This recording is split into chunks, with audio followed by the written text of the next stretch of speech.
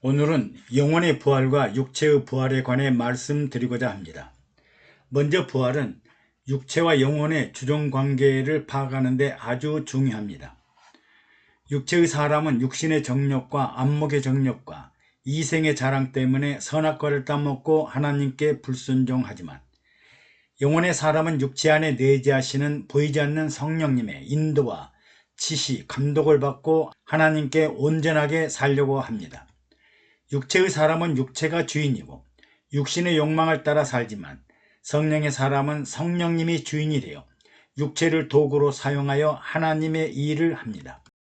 육체의 부활과 영혼의 부활은 육체와 영혼의 중요성, 그리고 누가 주인이냐 주종관계를 알게 하시고, 하나님의 온전한 사람은 어떤 사람인지 예수님의 부활을 보면 알 수 있습니다.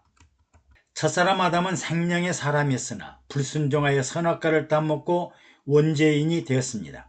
하나님은 첫사람 아담을 흙으로 지으시고 코에 생기를 불어넣어 생명이 되게 하였습니다.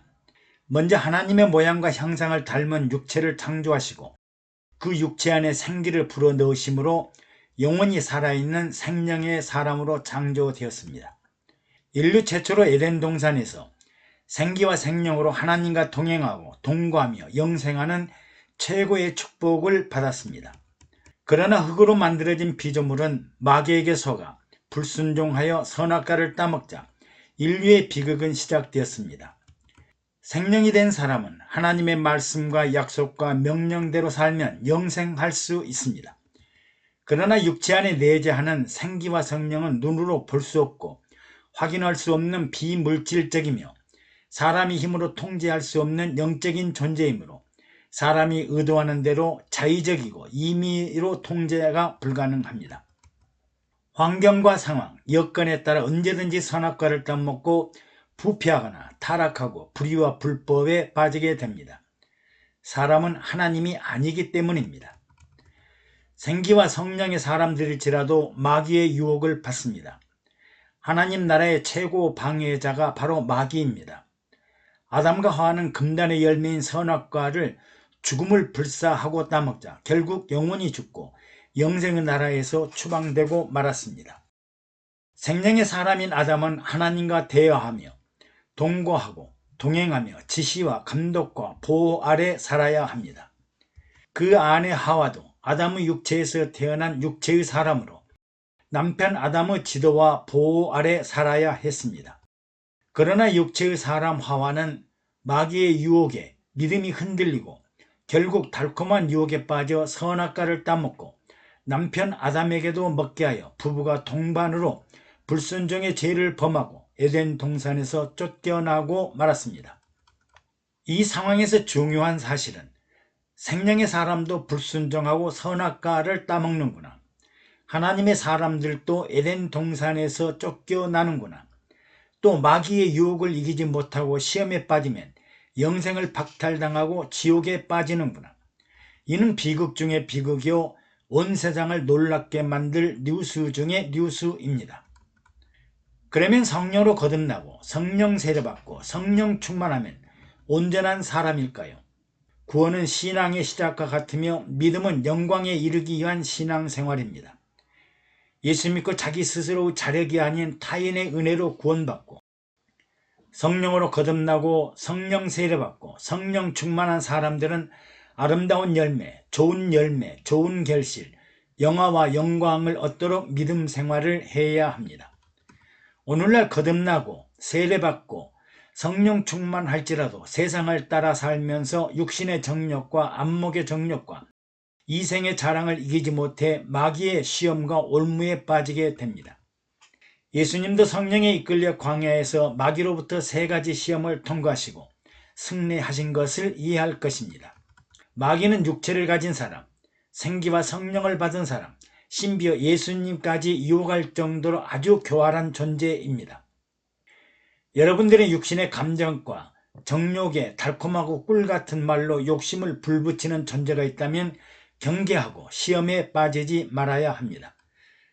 성령 충만하다면서 우상 숭배하고, 성령 충만하다면서 거짓말하고, 성령 충만하다면서 세상 권력이나 세상 명예를 따라 살고, 성령 충만하다면서 하나님 없는 자신의 세상에 사는 사람들이 많습니다. 마치 바리새인들이나 사두개인들과 다름이 없습니다. 심지어 마귀에게 속아 시험에 빠져 있으나 정작 당사자들은 어리석은 소경이 아니라고 합니다. 이들은 심령이 가난하지 않고 긍휼한 마음과 애통하는 마음이 없고 온유함과 화평함이 없으며 마음이 청결하지 못해 의에 줄이거나 목마르지 않기 때문입니다.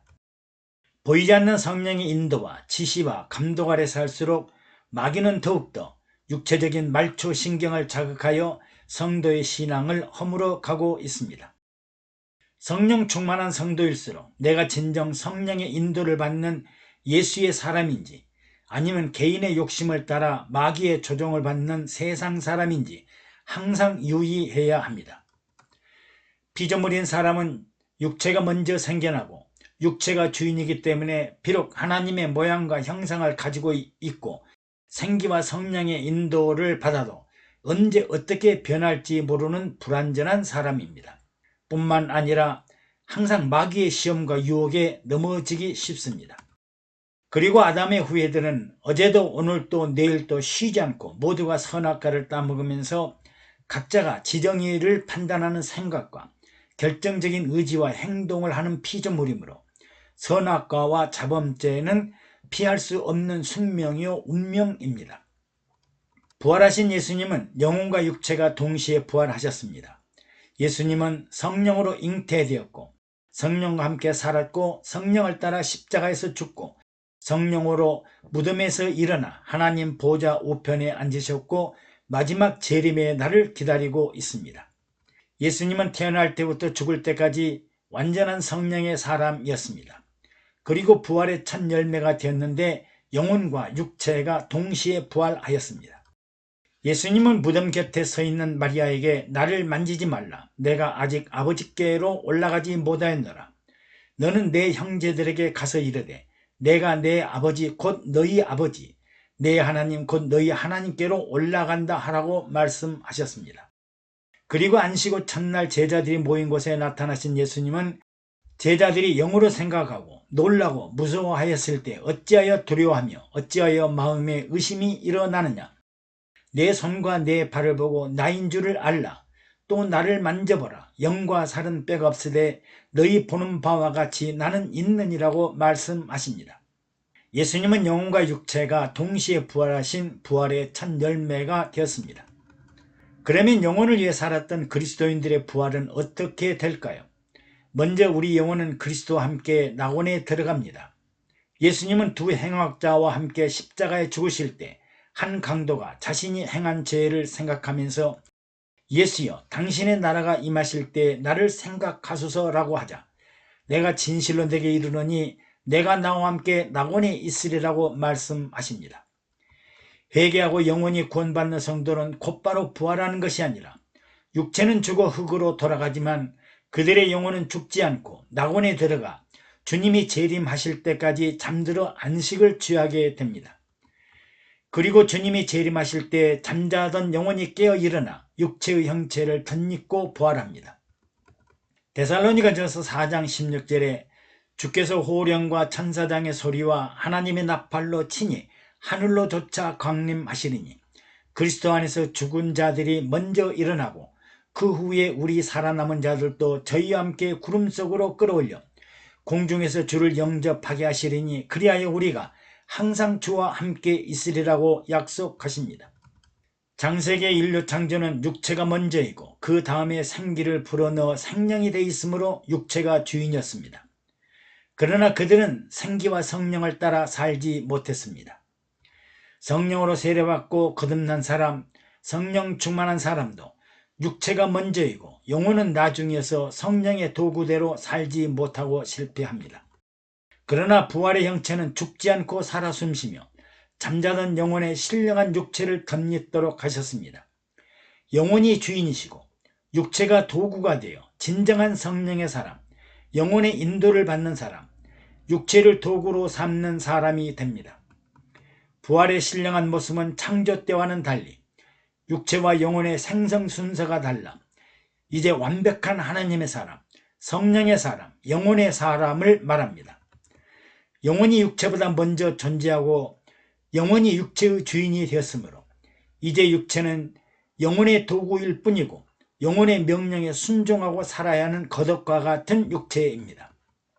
즉 영혼은 변함이 없지만 영혼을 덧입는 육체의 형상은 입고 벗는 겉옷처럼 별로 중요하지 않습니다.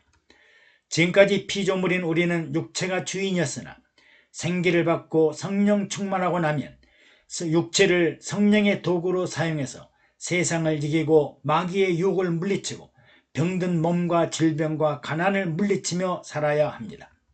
그러나 실제는 성령의 소욕과 육체의 소욕이 서로 다투며 갈등과 혼란 속에서 곤고한 모습으로 불안정하게 살아왔습니다.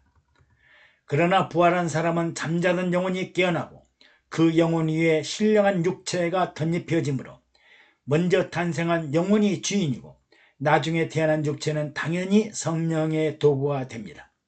이제는 영혼이 주인이고 육체가 도구가 되는 완전한 하나님의 영혼의 사람입니다.